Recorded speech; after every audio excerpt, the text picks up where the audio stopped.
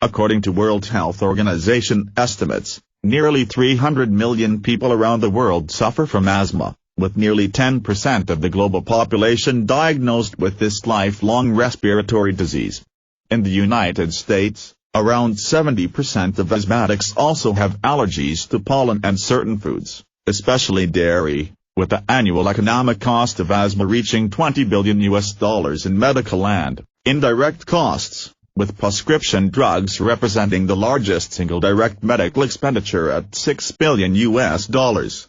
Every year, nearly 250,000 people die from asthma-related complications. There is currently no known medical cure for asthma, with asthmatics enduring a continuous management regime of steroids, inhalers and nebulizers to help reduce its symptoms.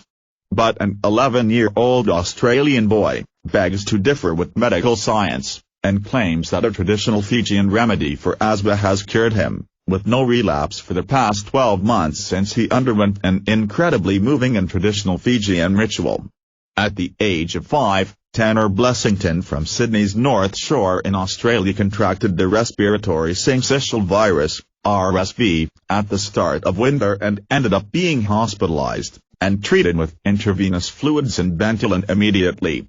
RSV is a major cause of respiratory illness across all ages in nearly every country, but school-aged children are particularly susceptible during colder months as colds and flu spread and place their immune systems under enormous pressure. RSV was first discovered in 1956 and since been recognized by the medical profession as one of the most common causes of childhood illnesses.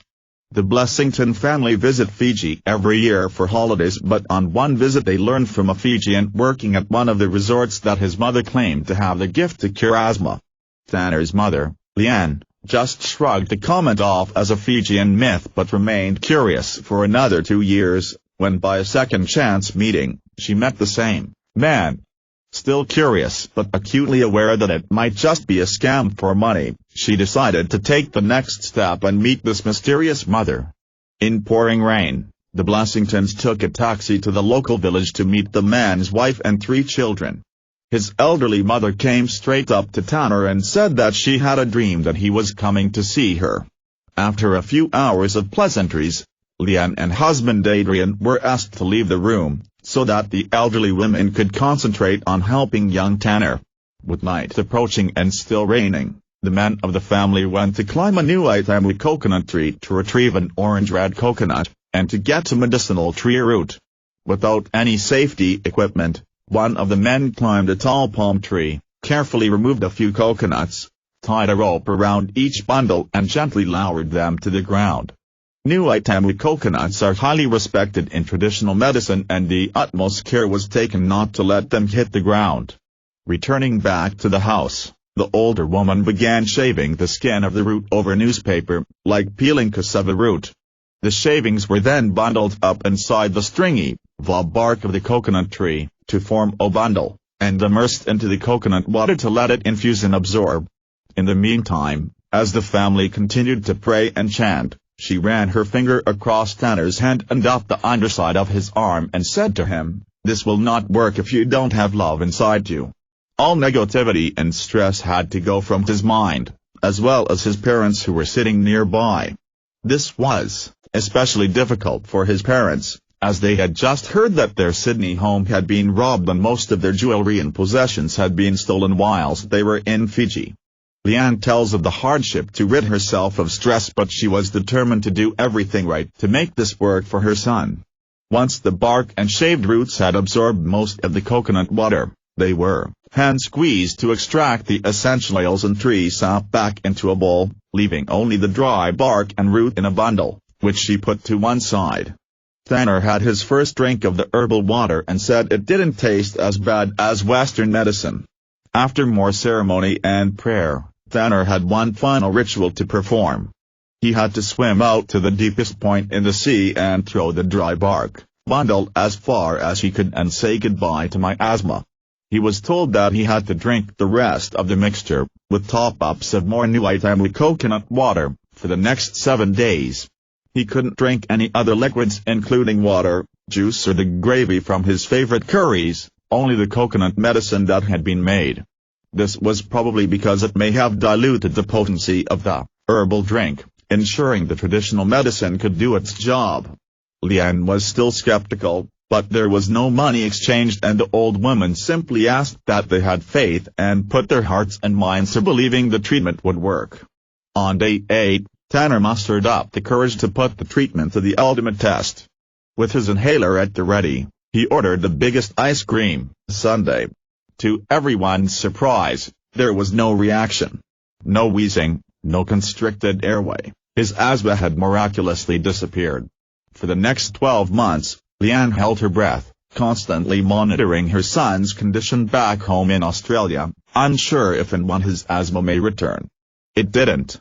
On their return to Fiji just recently, Tanner fulfilled one of his biggest dreams that his previous condition had prevented him doing. He learned to scuba dive. On the dive application form, it asked if I had any medical condition. I ticked no.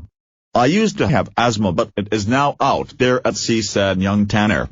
In the book, Secrets of Fijian Medicine, Dr. Michael Weiner, a professor at the University of California in the U.S., spent several years in Fiji during the 1980s working with the government and the United Nations Development Program to document Fiji's ancient herbal remedies. In it, Tanner's treatment is documented and well known to many Fijian elders.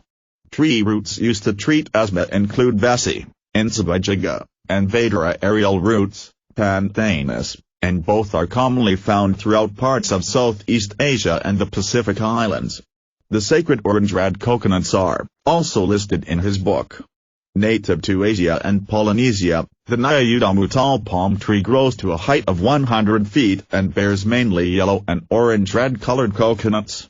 Belonging to the Cocos nuciferale family, this unique tree is known in Fijian medicine to also cure a number of ailments like fish poisoning, infected sores, scabies, and is used as a general antibacterial agent. Studies of coconut oil around the world reveals that pure virgin coconut oil, cold-pressed and not heat-treated like that processed in Fiji's copra mills, is very high in antioxidants that are beginning to be recognized around the world to help stop brain degeneration and life-threatening bacterial and viral diseases. MCTs, middle-chain triglycerides, are in high concentration in virgin coconut oils, containing 60% of the good antibacterial, antifungal and antiviral properties of any known oil. Lauric acid is also naturally occurring in coconut, and like breast milk, acts as an antibacterial and antiviral to both kill germs and nourish the cells. Our modern diet, especially in Western cultures, lacks MCT, which was always mostly found in coconut oil, and now you will find it lacking or non-existent in most cooking oils you use today. One of today's characteristic health problems is high cholesterol, mostly in the form of LDLs, low-density lipoproteins, with low HDLs, high-density lipoproteins, and high triglycerides. What's interesting about coconut oil is it increases HDL, reduces LDL, and reduces the triglycerides all at once. MCT oil is also being used in a number of applications in the U.S. for treatment of a range of viral diseases including Alzheimer's, Parkinson's, asthma, eczema and HIV, as it is believed that this ancient medicine in a coconut is one of nature's gifts of a highly effective, non-toxic remedy to kill viruses and bacteria in the body. So does Fijian traditional medicine hold the clues and secrets to curing asthma and other modern diseases? Medical science says no, but for one young Australian boy, the tree of life takes on a whole new meaning.